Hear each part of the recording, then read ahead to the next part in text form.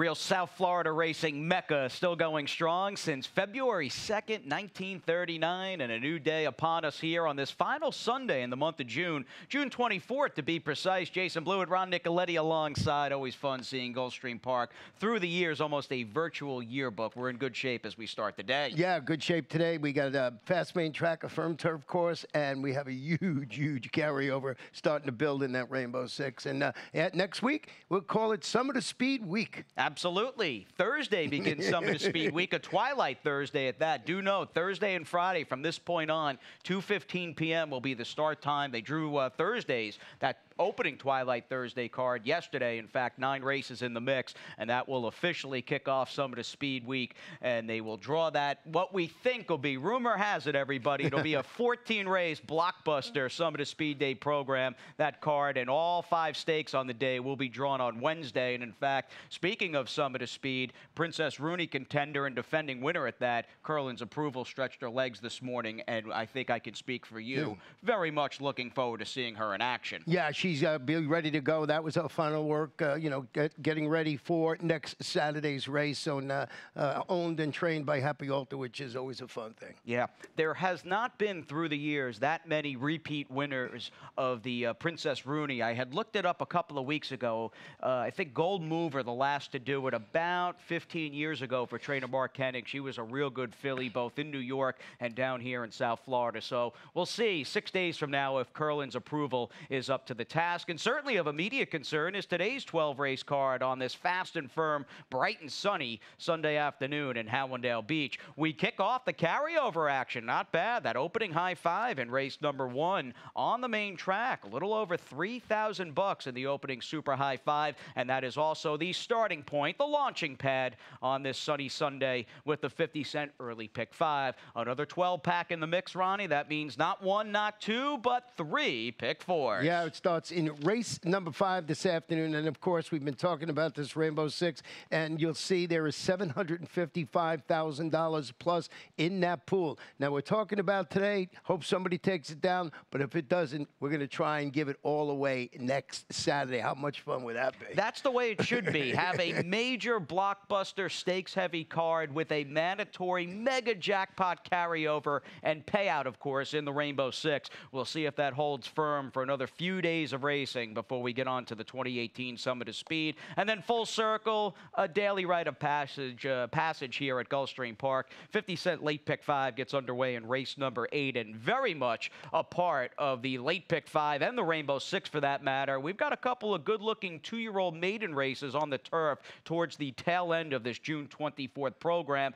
And the babies, of course, will take a step off yesterday's action in which we ran 3 2-year-old maiden races, and the opening race in the 4th, in fact, won by Catherine the Great, who thrashed that field by daylight. Got an 80 buyer for that win. And they're stretching around 2 turns today in that 7.5 furlong race. First time these 2-year-olds will be going around 2 turns. Albeit it'll be on the turf course, but so they're starting to progress. Yeah, Catherine the Great on a short list of good-looking, I'd say, 2-year-olds that we've seen, certainly here in Florida, but I'll say up and down the East Coast and maybe nationwide. She's got to be among the fastest, if not the fastest, that's won so far in terms of getting a buyer figure. Again, a gaudy 80 for that Mark Casse-trained filly by Uncaptured. But we'll move on to race number 1 today with the wagering menus in the rearview mirror, and we dive into that opening pick 5. And I'm pretty bullish on a horse that's running in the first today. Horse on the outside by the name of R. Sarge, who's going after Eddie Plesa Jr.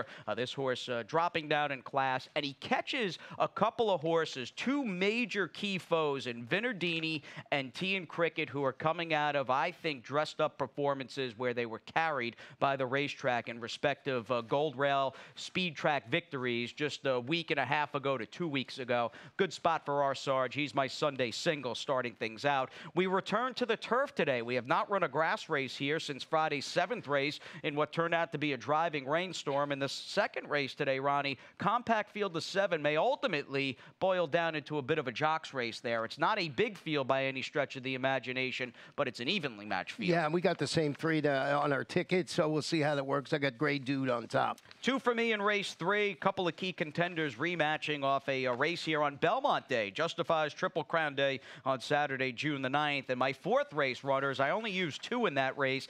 I get the Chauncy. And the horse I picked on top, the 7, Mascarpone, are a combined 0 for 21. They just look the best to me. And I even asked you a couple days ago, who'd you pick in Sunday's 4th? And lo and behold, Ronnie, Mascarpone on top. Mascarpone on top, so we'll see how that plays out. And then 2-year-olds, in fact, a trio of baby races on the card today. We'll bring on the maiden $35,000 claimers in Sunday's 5th race. I am 3 deep there, expecting, though, a very good effort out of the Brethren homebred for Arundel and trainer Stanley Gold by the name of Derlin, who's got Jeffrey Sanchez. And we saw yet again yesterday Bimini, who didn't run as fast as Catherine the Great, but was very seasoned in winning first time out by Brethren for Arundel, Stanley Gold, and Jeffrey Sanchez. This has been some kind of 2-month run for the Connections. Yeah, they've been just on fire. And Brethren, not that many with the sire, not that many winners last year, his debut year. Come back this year, all he does is win. Yeah, it's amazing having stayed the course and being very patient that it's paying off in spades with the Florida breds we have seen by Brethren, a sire worth keeping tabs on for sure. Now, as far as this first race is concerned, we do begin over the fast main track. It's an $8,000 claimer, and these are sprinters set to go. Very much a case of 2 runners coming in off daylight wins for White Hot Barnes in Antonio Sano's Vinardini, who won over a speed track, at least in my humble opinion, on June 14th, and another White Hot trainer in Oscar Gonzalez, who's sending out the 6T in cricket on this win we're about to show you from June the 16th. Now, this is a tough horse, and he has found a home running at or near the bottom here lately in South Florida. And keep in mind, he was the big even money favorite. He was also lone speed, and he did, I think, what a lot of us expected him to do back on June the 16th. My one hang-up with him, and he's a major player, and I won't be surprised if he wins, is the fact that he had everything his own way in this race. That may not happen today because there's some other speed signed on.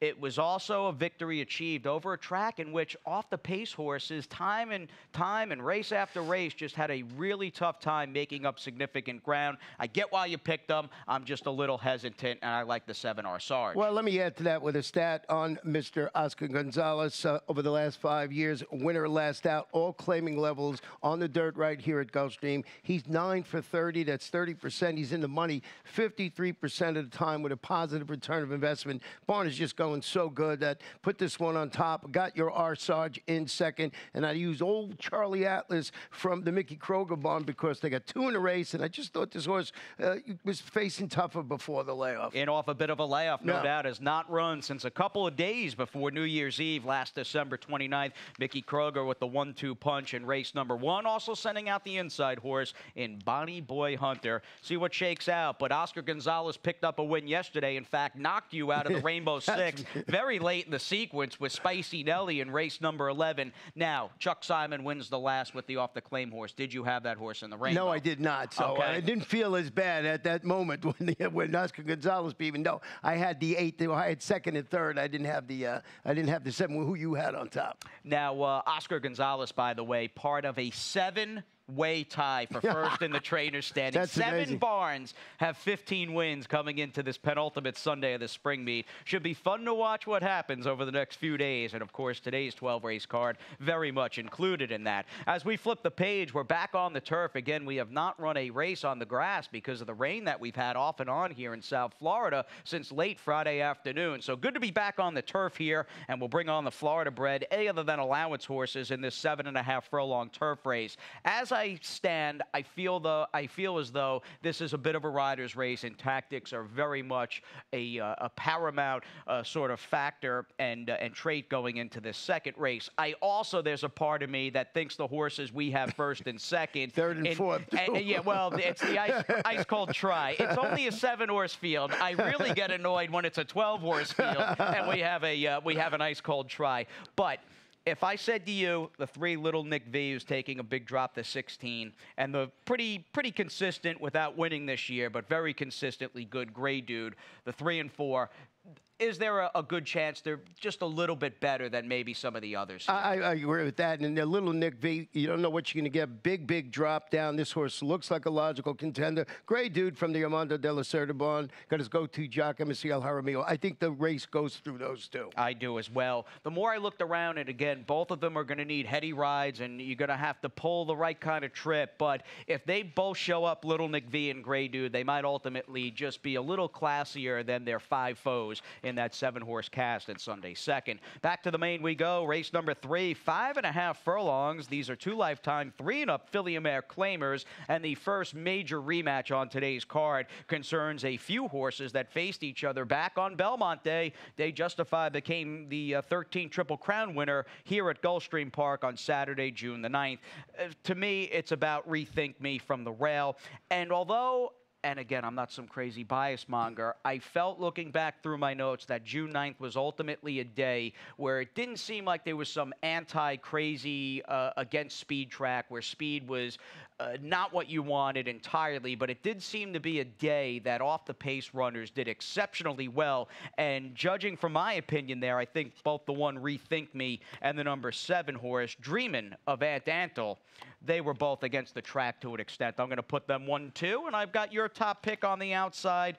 You picked Dancing Donut. Yeah, Dancing Donut. I had to go with Dancing Donut, Aubrey Mirage. But Rethink Me is the obvious choice in race. Get that. That is for sure. But Dancing Donut, who broke her maiden at the 12.5 level, is dropping to this level today after failing to handle better in the 2 races before the layoff. Aubrey Mirage keeps it light, keeps family in there. He's going to use Apprentice, Romero, Mirage. And I thought this horse might carve out a little bit of a trip behind the speed. So Dancing Donut is what I went with. But Rethink Me on paper is absolutely the one to beat. And a big Saturday here for the Mirage family. I think everybody with the last name Mirage, and maybe even Nicoletti, got a little piece of taking about 8-5 or 9-5 on Northern, who, if my memory is correct, won Saturday's 10th race at around 8-5 or 9-5. And as I was saying to you on the air after that race, it's a good thing this winter circle at Gulfstream Park holds a pretty big capacity, because that was just chock full with people. From one end to the other, it was very nice. Everybody with a big smile on their face. So. Always like when people,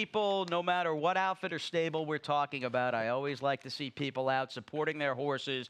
Good stuff there. Let's move on to the 4th here. Sunday's card, of course, continues on this June the 24th. 12.5 maiden claimers. These are 3-and-up in race 4 at 7.5 furlongs on the turf. You look around, you work your way through. I think most of us prefer, in races like this, more lightly raced horses than I was saying with my exacta pair, who are a combined 0 for 21. But in the end, I just feel Mascarpone and/or the Chauncey, one of them is probably going to win this upcoming 4th race. And we also have to welcome back on the number 2, the Chauncey, Tyler Gaffalione, here to Gulfstream Park. We missed him here yesterday. Still the leading rider at the meet with 58 wins, but a nice foray out of town to Minnesota, as it turned out, winning a couple of stakes at Canterbury Downs. Yeah, Canterbury Downs. So frequent flyer miles, a lot of them. And, you know, the funny thing is I was fooled in this race. Mascarpone, when you asked me the other day, and it came out, I said, yeah, I put him on top. The horse needs a clean trip. Got stuck in traffic last time out at the quarter pole, and he finished second behind a horse called Salsa Jack, who posted a $42 upset win on in Thursday's 3rd race.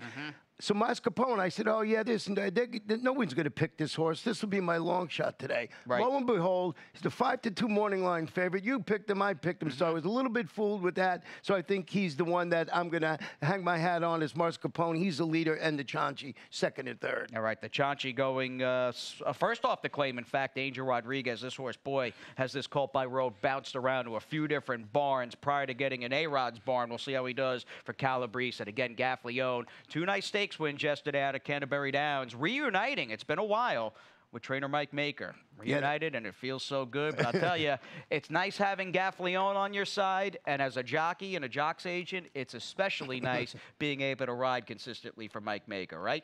Absolutely. Mike always does a fantastic job down here in the summer, and especially at our championship meet. So good to have Tyler, as you said, on his side. 12-race Sunday means we've got a trio of pick fours, and that ever popular, as Acacia like to say, middle pick four. We'll get underway in Sunday's 5th as we hearken back to the main with this 5-furlong, $35,000 maiden claiming race, and these are 2-year-old fillies. We go with a field of 7, as you can scratch Antonio Sano's horse on the outside, and that leaves us with, again, the old 7-pack in race number 5. And I am thinking that the number 4, and you clearly agree, that Derlin is going to come out running. Now, this is a daughter, another one of these brethren who seems properly spotted. She's based here at Gulfstream Park, and in fact, we will show you her last workout on June the 15th. A bit of a home field, home track advantage for this brethren filly who was owned and bred by Arundel. Now, she, of course, is outside in this, or I should say she's inside. Right. She worked in company with Homeboy,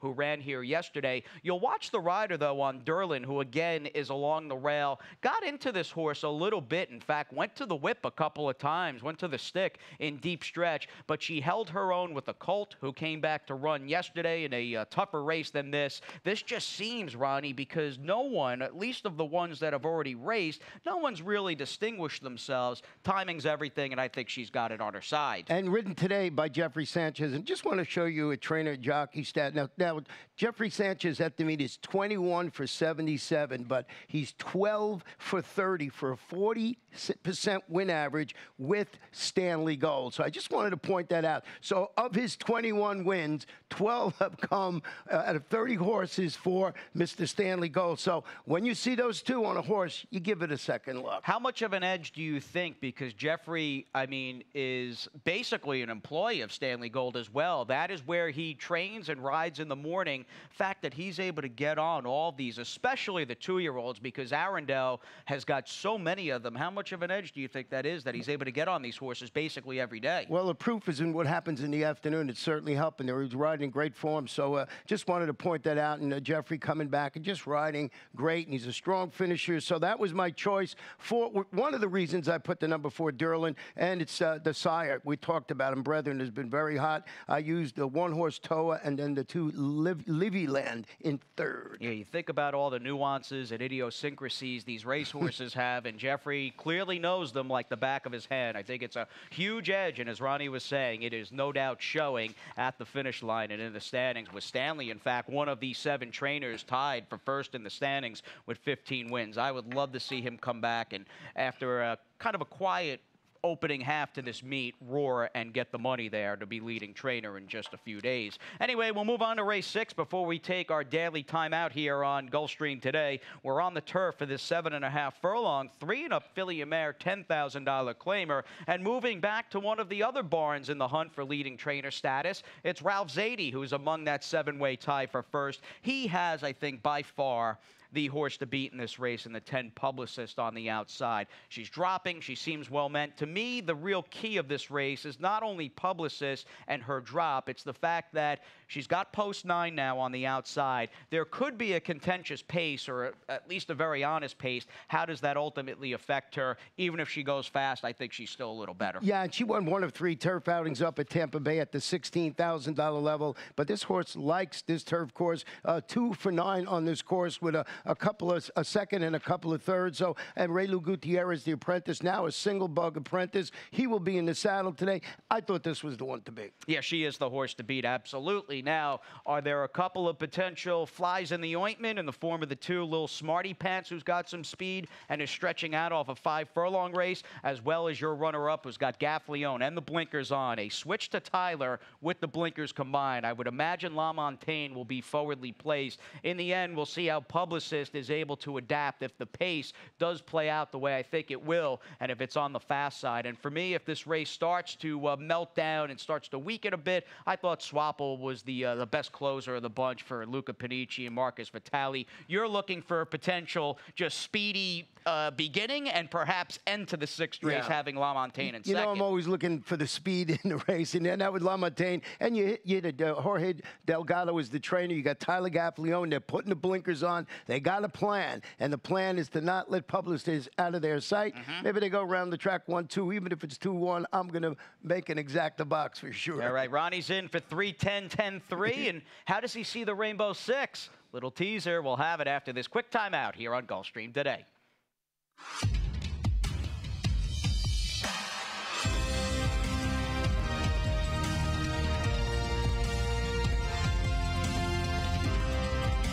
Whether you're at home or at the track, have a stake in the race when you bet with ExpressBet. Sign up for an ExpressBet online betting account and receive up to a $500 sign-up bonus. As an owner, I love the Breeders' Cup Win in Your In series. To win one of these challenge series is a way that we kind of map out our schedule throughout the year with our horses. If you win one of the challenge races, you have a very good horse. The King George, which is our Win in Your In race, provides the top middle distance horse in Europe. We saw Highland Reel running both races. We know when we show up at the Breeders' Cup, we've got the world to beat, not just everybody in the United States. Breeders' Cup Challenge, win, and you're in.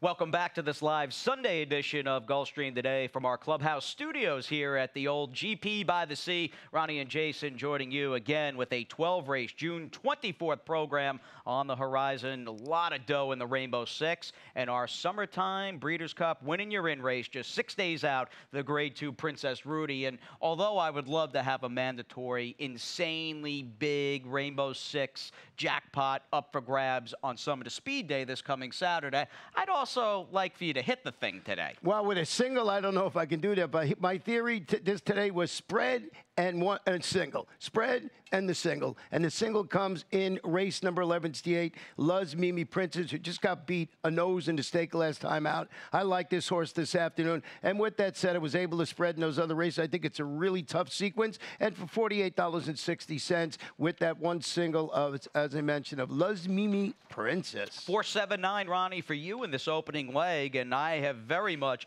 a couple of those horses in the mix. And this is a race, I think, to be fair, as we start that 755K Rainbow Jackpot carryover, that at least off the bat, the horses rematching off the 6th race, and it was a blanket 3-horse photo here on May the 20th. That race needs to be discussed, and in this case, we're going to show it as well and take you through the last 3/8 of a mile or so. You're really going to want to watch the number 1, Rocky Strange, who's in the Midwest green there down on the inside. A case where that inside post, you might be able to save some ground, but it can also blow up in your face when you don't have the room to get through. And I think all of us felt watching this live that Amisael Jaramillo had some horse, but he had to wait. He steadied a bit. Now he's going to just bull his way up the inside with the number 1 horse, Rocky Strange, who pinballs off that horse in between. And Accountant Q, in fact, is the horse who's battling very gamely between, and he never gave an inch.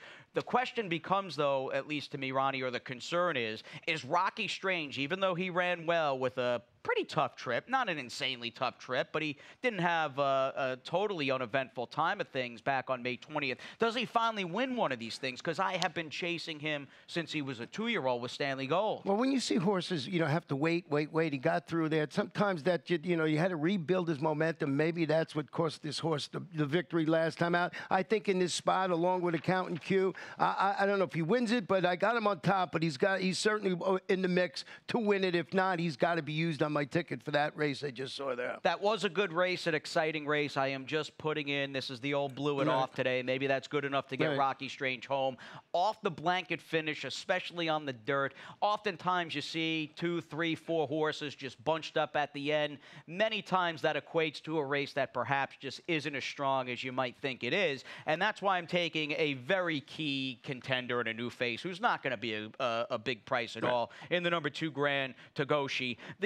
The real appeal, aside from Amisael and Victor B, is the fact that this horse has just faced, despite the fact he hasn't been a factor in his 3 races, but he has just faced eons better than what he's facing here. Yeah, and then being realistic, dropping him down, putting him back on the main track after, getting beat double-digit lengths in those 3 races. But just look who he was behind. King Yuma, breaking the rules, Bel Tapissieri, all came back to win again, win multiple times. So certainly a logical contender. I got it on the ticket, but a little further down. Hey, I'm going to take him against the rematch runners from May the 20th. On to race number 8, 7 down, 5 to go. Sunday's late pick 5 begins with the first of a couple of key 2-year-old maiden turf races in the sequence, and I'm going 3 deep to start things out. A tricky little opening leg, Ronnie, in this late 5. There just isn't much grass for him to go on. I mean, it's a race basically dominated by first-time starters and/or first-time turfers. So 3 deep, hopefully I've got the winner lurking in there.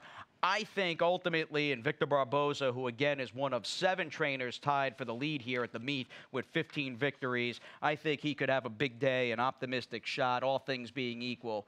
reprise of her last, probably good enough to get it done in the 9th. Absolutely. Race number 10, the second maiden turf race for the 2-year-olds in the late in the card today, sees me using just a couple. More I look around, the 7 10 bands and even the 6 scraps look very live. Oh, no 10 bands for you. No, I just went the 6, 4, 2. I think I got them in 4th. All right.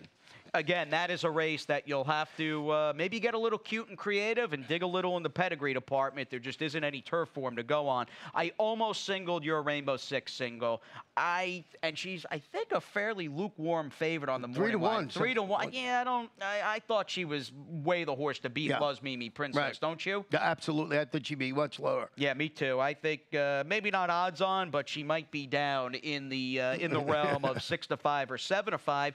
And for me, since I didn't single her, the main danger in my eyes, the number 7 Helping Lisa D. She's the JBM, the Just Broke Maiden, where Luz Mimi Princess has obviously held good company, and she is the stakes-faced 3-year-old filly by Malibu Moon in race number 11, our final dirt race on this June 24th program. And wrapping it up, am I a little light here in the nightcap? I'm hoping, Ronnie, and you've got the 5 and 7 first and second. So that actually may allay some fears that I had that maybe I didn't go deep enough in this late pick 5. I am hoping, though, that Marscapone comes back, professional maiden or not, earlier in the day and wins. Because if that horse wins, I think you can move up Grand Network, who's coming out of the same race. Absolutely. So we'll see. And that's a great angle. Watch that race earlier on, and you see what you do for the last leg of the late pick 5. So race 8, what are you doing here? As I was saying, it's good to see the 2-year-olds start to stretch out in distance. They'll get their they'll crack at a 2-turn, 7.5 furlong race.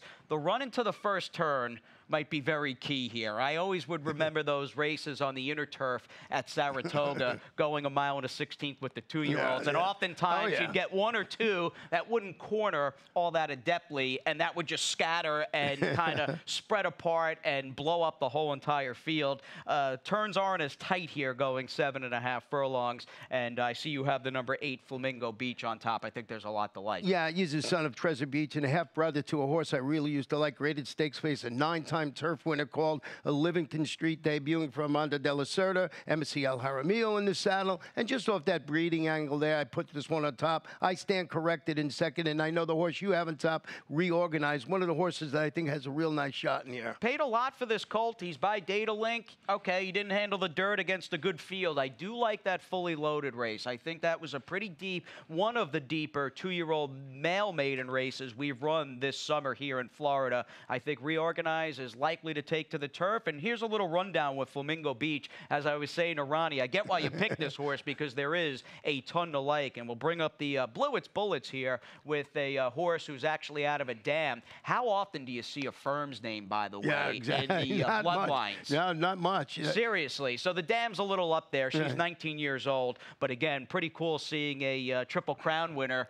before American Pharaoh, of course. Affirmed had been the last Triple Crown winner. She was a pretty good turf horse in her own right, winning 3 times. 2 of the 3 siblings to turf have won on the grass. This won the 5th foal. And the sire, we saw it last summer. He was a new face down here in South Florida, Treasure Beach. His horses, they might be able to run a little bit on the dirt, but hands down, don't you think he's a turf sire? Absolutely. He did a great job last year. And getting back to the horse you have on top, we're a little scattered all over the place, Reorganized. Dave Brady, I want to show you a stat on him. 2-year-olds going from dirt to turf. You don't see this very much from his barn, but he's solid. He's 3 for 20, 15%. He's in the money 20% of the time. He's got that positive return of investment. So not a move that you see this barn do not a lot of times, going from dirt to turf with 2-year-olds. Just thought I'd put that out there for people to look at. All right, let's move on to race number 9 this afternoon. We'll flip the page. We're on the main track, back out to a mile, 3 and up fillies and mares in this 2 lifetime claiming race. 10-horse field, and by the way, and Pete Aiello will be up in a few minutes, very few scratches and changes on the card today, which is always a good thing and appreciated. This race does feature a good-sized field for this level. You got a 10-horse cast. 6 of the 10 are coming out of the same race on June the 9th. And as I was saying, I stood alone here with Optimistic Shot, just thinking that all things being equal, he runs back, or in this case, she runs back to her last as one of the 6 coming out of that same heat here a couple of weeks ago. She's probably going to win. Yeah, she responded to that stretch out from 7.5 to the mile. Just finished a real nice second in there. And, of course, it's Victor Barboza. Got MSC Jaramillo up top. This daughter of Trap Shot. I know you put number 8 Tiki Taka on there because you like to say it in second, and I do too. And Miss Kazurina I had in the third. Oh, hey, it's a cold try. Cold try for the boys in Sunday's 9th race. Breaking news here on Gulfstream today. Race number 10 does kick off that final pick 3. More 2-year-olds and perhaps some more guesswork here on the grass as the Colts earlier will go long at 7.5. These boys will stay pretty short here at 5/8. Scraps, good effort on the turf last time out, and even though that was a special weight and perhaps not the strongest field this horse will ever face, the horse to beat. Yeah, it took a big step in the right direction when she responded to a surface switch from dirt to turf, the addition of blinkers, Lasix, everything they got, and ran second. So Stanley Golds got this one moving in the right direction. I think Ralph Nix may have a runner here in the 7-10 bands as this horse breezed a good-looking quarter mile in 20-4 at that OBS April sale, and for a son of Canthara sold for good money. And I'm happy to say that this is the 3rd full. This horse is a half to 2 minor winners, and one of them, in fact, Green Mansions, is 1 for 2 on the turf and runs around these parts. So 10 bands, hopefully that one comes out running in race number 10. The 11th is our final dirt race on this June the 24th, final Sunday in the month of June. It's a 3-and-up filly mare, 7 furlong allowance optional claimer, and for me, the firepower towards the outside. 2 very different looking fillies, but 2 fillies that serve in their own right as a nice little appetizer to this coming Saturday's Azalea Stakes on that Summit of Speed program. And Luz Mimi Princess is going to be a short price, and boy, did she run too good to lose last time out. This is one good horse race we're about to show you from June the 6th, where she was on the point, setting the fractions, and the horse that cuts her down, who looked as of now, Florida Fuego in the lime green and the purple of E5, looked like she was really going nowhere. And then she'll start to slowly gain a momentum. But what can you say with Luz Mimi Princess? She's kept good company. She's kept her form. And Gustavo's horses, even when they've lost, have left it all on the track. Yeah, and this one lost by a nose, as you'll see when they crossed the wire. Just a really tough beat. And everybody's going, who won? Who held on? You know, so that was a good performance in there. You know, I split Luz Mimi Princess and the other horse you were talking about on your ticket, helping Lisa D, with the horse called Bella Vincenza. And I want to show you a stat on Kathleen O'Connor, a winner last time out, which this horse was. 3-and-up allowance sprints on the dirt. She's 3 for 8, 38%, 50% in the money, and a nice $3 plus return of investment. Just wanted to show that really respect the work that Kathleen does. Shipped in from Tampa for training. She drew up and beat that state-bred allowance field pretty nicely. Nice little sequence. Second half of this card's very good. You get a couple of 2-year-old turf maiden races and a very good 11th race to cap things on the dirt. And we'll do, as we normally do, the finale quickly, my friend. And hopefully we don't have to go much deeper than the 2 horses that Ronnie and I have in the mix here. The 5 and 7 find their way on our respective exacta and trifecta tickets. And again, we will be watching with bated breath to see how Mars Capone does earlier in the day, because if that horse wins, I think the 5 Grand Network, who finally, despite a nice little pedigree, finally showed some life last time. Mars Capone wins, I'm moving Grand Network up even further. Yeah, turning back to 7.5 furlongs after returning from the freshening. Ran that good third against similar Victor Barboza Jr. again. Once again, Miguel Vasquez in the saddle, David's Boy, and 2-step salsa. And David's Boy, at least that horse is lightly raised as well. Right? Yeah, he's going back to the turf with blinkers added. I like that. He broke from post 11. He rushed up. He dueled for the lead, and he got beat double-digit lengths. I think the blinkers are going to help. All right, with Jeffrey Sanchez aboard, and boy, has this meet been a coming-out party for Jeffrey. No mounts at all. Did not ride in a race last year in 2017. He's picked up 21 wins at the meet and counting. Good to see him in the zone, as is always the case with the voice of Gulfstream Park, the one and only Pete Aiello, who's coming up next with those Sunday scratches and changes. A passion for horses and a commitment to breed champions is the foundation of Hardacre Farm. Founded by Amy Tarrant, owner, breeder, and trainer, Hardacre Farm, based in Ocala, continues its tradition of success from the Breeders' Cup to Gulfstream Park. Hardacre Farm, from the breeding shed to the racetrack, in pursuit of producing the best.